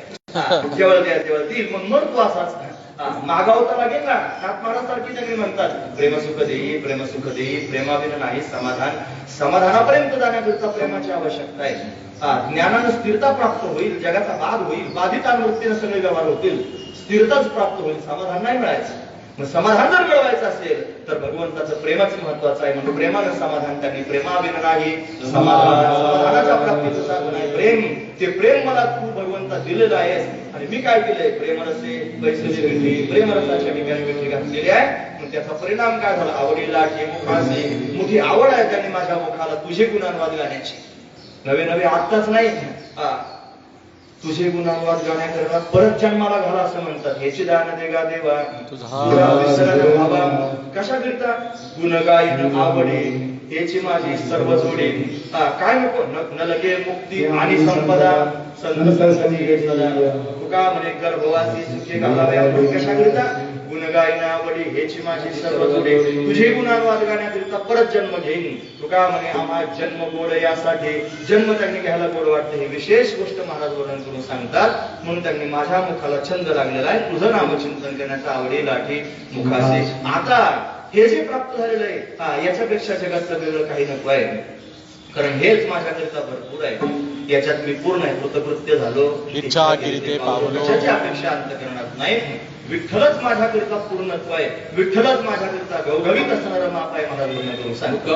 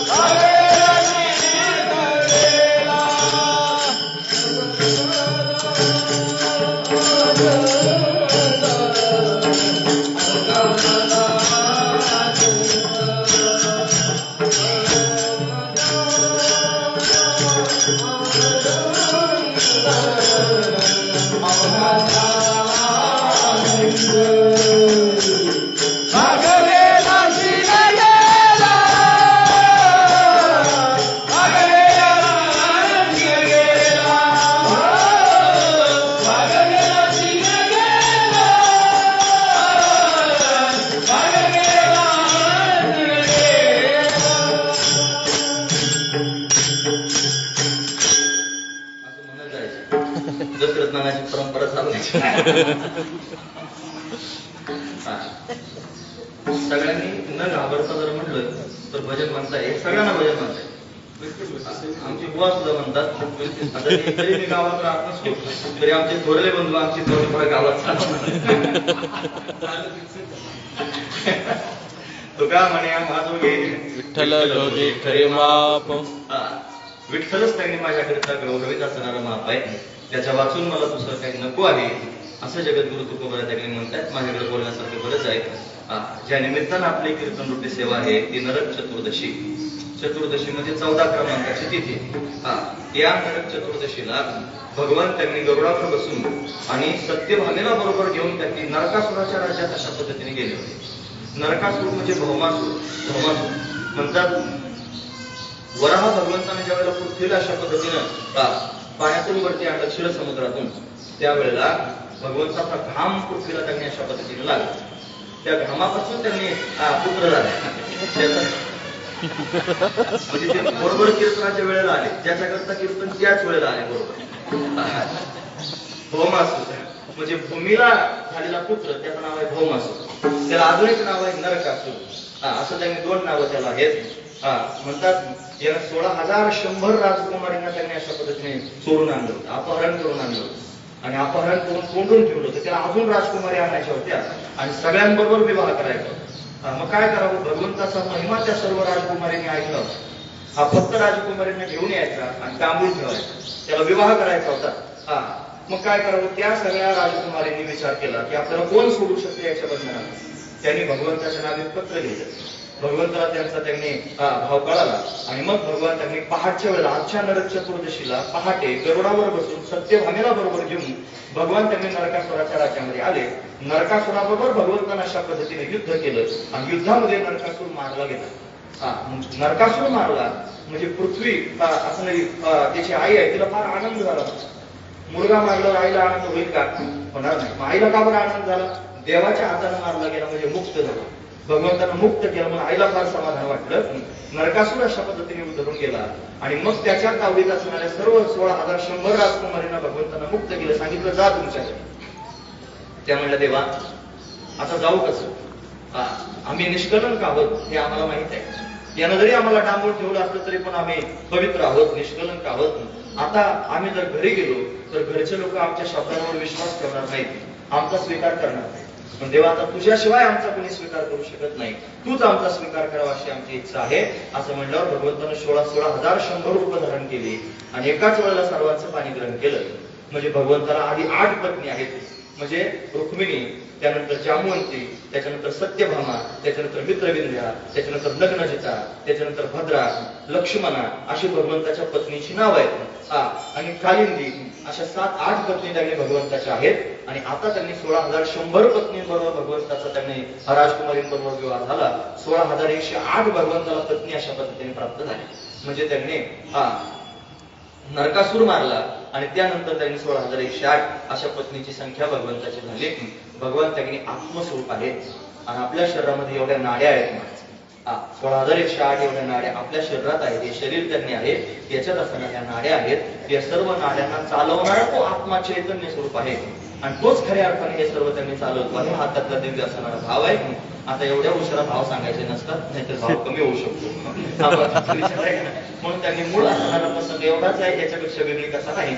आता त्याला जोडून त्यांनी आजच दिवाळी आहे. मग दिवाळी त्यांनी का साजरी करतो आपण? त्याचं कारण असं आहे, समुद्र मंथन ज्या वेळेला झालं त्या समुद्र मंथनामध्ये असं आहे, समुद्र मंथनाची आधी थोडीशी प्रक्रिया सांगतो. दुर्वासा ऋषीने काय केलं, भगवंताचं त्यांनी फार चिंतन करत करत भगवंताची पूजा केली. मूर्ती भगवंताची होती, चतुर्भुज असणार. त्यांनी पुष्पांची माळ तयार केली आणि भगवंताच्या गळ्यात घातली. आणि भगवंताच्या गळ्यात माळ घातल्यानंतर फार दुर्वासाला आनंद झाला की मी देवाच्या गळ्यात माळ घातली. फार अंतःकरण उघडून असं वाटलं देवाच्या दर्शनाला जायचं वैकुंठात. दुर्वासाची त्यांनी वैकुंठात भगवंताच्या दर्शनाकरता जायला निघाले. भगवंताचं दर्शन दुर्वासाजीने घेतलं.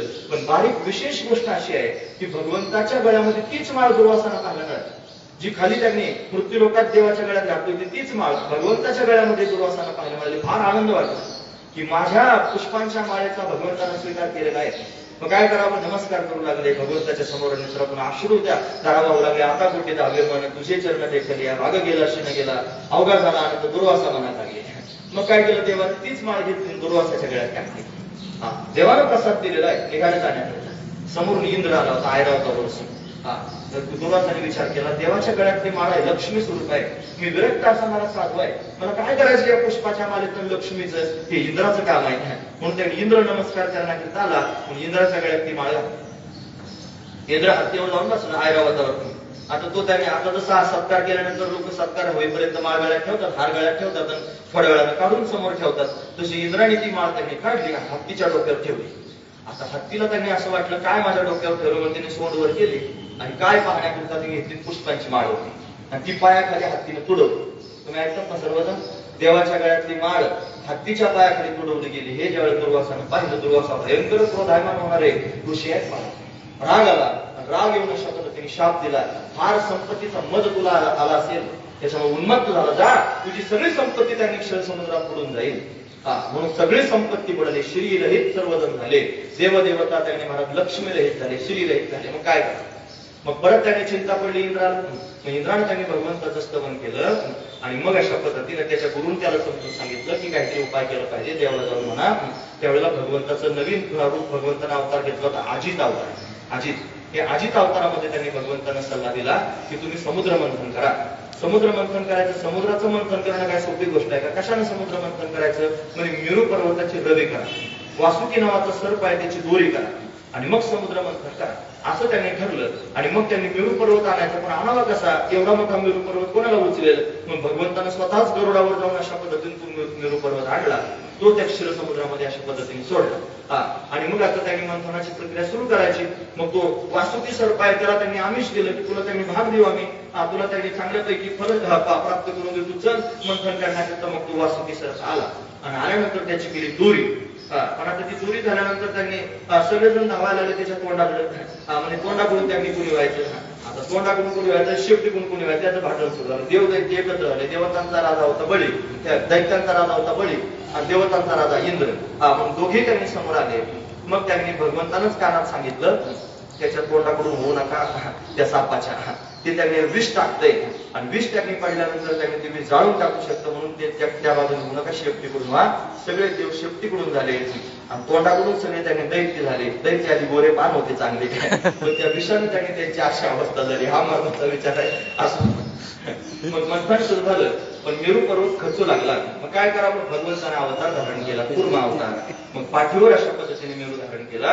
समुद्र मंथन त्यांनी होऊ लागलं. त्याच्यातून आधी हलाहल विष प्रगट झालं. मग भगवान शंकराचं स्तवन सर्वांनी केलं. भगवंतानं हलाहल विष पिऊन टाकलं. त्यानंतर त्यांनी चंद्रमा प्रगट झाला. त्याच्यानंतर त्यांनी कामधेनू प्रगट झाली. त्याच्यानंतर धन्वंतरी भगवान, आपण धनत्रयोदशीला त्यांनी धन्वंतरी भगवंताचं जयंती प्राकट्य साजरं करतो ना, धन्वंतरी भगवान प्रत्यक्ष प्रगट झाले. असे अनेक अवतार झाले आणि याच्यातून 14 रत्न प्रगट झाले. त्याच्यामधून भगवती लक्ष्मी आजच्या दिवशी त्यांनी प्रगट झाली. आणि ती त्यांनी जाण्याकरता निघाली. म्हणजे ती आता प्रगट होऊन त्यांनी येणार आहे. संध्याकाळच्या वेळेला तिचं रात्रीच्या वेळेला प्राकट्य झालेला आहे. आता तो मुहूर्त आहे, मला वाटतं 6:02 तर 8:30 वाजेपर्यंत पूर्ण मुहूर्त आहे ना. म्हणजे भटजीबाती आहे तर मी सांगतोय, पण तरी बरोबर आहे नाही. आणि त्याचा सुद्धा अमृत मुहूर्त ज्याला म्हणतात तो 6:02 तर 7:30 वाजेपर्यंत 7:34 पर्यंत आहे. असं काहीतरी आहे. दोन्ही पण मुहूर्तच आहेत. म्हणून या वेळेमध्ये त्यांनी लक्ष्मी आपल्या घरी येते असा विचार आपण अंतकरणात त्यांनी केला पाहिजे. मग लक्ष्मीने आपल्या घरी येण्याकरिता काय केलं पाहिजे, झगमगाट असला पाहिजे. म्हणून आपण पंत्या लावतो, दिवे लावतो, हे सगळं करतो. जिथं जास्त पंत्या दिवे झगमगाट दिसतो तर ते लक्ष्मी येत असते असं म्हणतात. म्हणून त्यांनी घरात त्या दिवशी तरी निदान एकमेकाबरोबर चांगलं बोलत जावं. म्हणजे त्या दिवसापुरतं हे एवढं फराळाचं आराळाचं सगळा स्वयंपाक, पुरणपोळी हे सगळं कशा करता, लक्ष्मीला दाखवाय करतात की आमच्या घरात रोज असं असतं. म्हणजे तिला फक्त दाखवाय करतात, तिला त्या दिवशी तरी दाखवायचं. आणि रोज पुरणपोळी खातो, आमच्याकडे रोज एवढा झगमगाट असतो. मग लक्ष्मी घरामध्ये येते, तिचं पूजन केलं जातं, ती आपल्याला आशीर्वाद देते. हा त्याचा भाव आहे. म्हणून त्यांनी महाराज अशा पद्धतीने लक्ष्मीपूजन साजरं केलं जातं. आपण सर्वजण दरवर्षी लक्ष्मीपूजन करतो, पण त्याच्यापेक्षा महत्वाचा विचार आहे का, दिवाळीत जर साजरी करायची असेल तर ती दिवाळी त्यांनी साधू संतांच्या आगमनाने होत असते. मग दसरा दिवाळी कोणता स्वर नाही वाजत. दसरा दिवाळी तोची माझा सण, सखे संत जन ऐकण्यात गुंग झाला ना, म्हणून सखे संत जन, म्हणजे त्याला अजून वाटतं 1 तासभर चालावं. सखे संत जन भेटतील अमुक जोडीला सुखाची या राशी, भारतीय भाग्याशी नाही लेखा. म्हणून साधू संत येते घरा, तोची दिवाळी दसरा.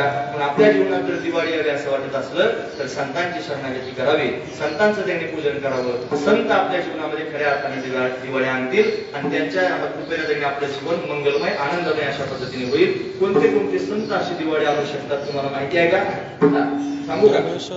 ज्ञानेश्वर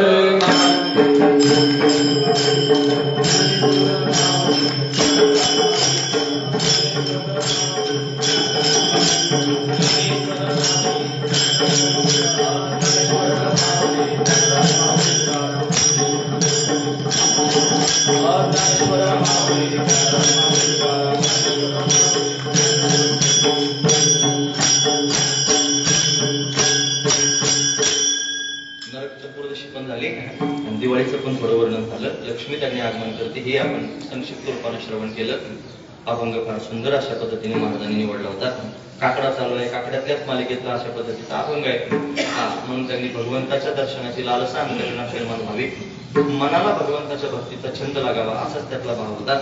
तो म्हणाल मनावर जास्त बोलला. मी काय माझ्या मनाने नाही बोललो, ते अभंगाचंच मन होतं. पण आता कुठे धावे मन म्हणून मनावर बोलावं लागलं. ते काय माझ्या मनावर थोडंच होतं, ते त्या अभंगाच्या मनावर होतं. म्हणून त्या पद्धतीने तुमच्या समोर मनाचं चिंतन मांडण्याचा प्रयत्न केला. मन भगवंताच्या दिशेनं धावावं आणि भगवंताच्या दर्शनापर्यंत जावं. मग आपल्याही मुखातून शब्द बाहेर पडतील. आता कुठे धावे मन तू म्हणजे तुमचे चरण देखलिया, भाग गेला शिन गेला अवघा झाला आनंद. प्रेमरसे बैसली मिठी आवडीला मुखाशी, तुका म्हणे आमाजोगे विठ्ठल भोगी खरे माप यातामती अवकाश. भगवंताची सेवा करण्याचा प्रयत्न केला. झालेली सेवा भगवंताच्या चरणी समर्पित करून या ठिकाणी थांबूया. 2 तास बसून तुम्ही माझी बडबड ऐकून घेतली. तुम्हा सर्वांच्या अंतकरणापासून धन्यवाद. गुणवान मंडळींनी फार सुंदर साथ केली. तुम्हा सर्वांच्या अंतकरणापासून धन्यवाद. साऊंड सिस्टीम चांगले आहे, मला चांगलं बोलता आलं, त्यांच्या अंतकरणापासून धन्यवाद. संयोजकांनी त्यांनी मला बोलण्याची संधी दिली. खरं पाहिलं तर नाही तर मला सवय लागली लोकांवर तोंड टाकायची. दुसऱ्या ठिकाणी नाही तोंड टाकायची, इथं आल्यावरच अवसान येतं. गावात आल्यानंतर जास्त अवसान येतं, घरचं आहे म्हणून अवसान येतं. मग ते मला असं वाटतं की निदान असं झाल्यावर तरी म्हणतील की पुढच्या बरेने याचं ठेवू नका. हे मोकर घेणं देण्याचं शीन करतं आणि आपल्याच लोकांना बडबड करतं, त्यापेक्षा याचं ठेवू नका. पण त्यांना जास्त आवस आता बरं वाटलं. पण चांगलं मागच्या बोलण्यामुळे आज पोरं चाल म्हणले की नाही, चांगलं वाटलं की नाही. आता यांचे पोरं सुद्धा चाल म्हणायला आले पाहिजेत. फक्त ते पुढच्या कीर्तनमध्ये येतील की नाही असं झालेल्या सेवा पुन्हा एकदा भगवंताच्या चरणी समर्पित करून थांबतो. चाल म्हणायची की काय तुम्ही ठरवा, नाही म्हणायची. जय विठ्ठल. हे काही सूचना बोला मग. जय विठ्ठल. जय विठ्ठल. हे विठ्ठल जय जय विठ्ठल.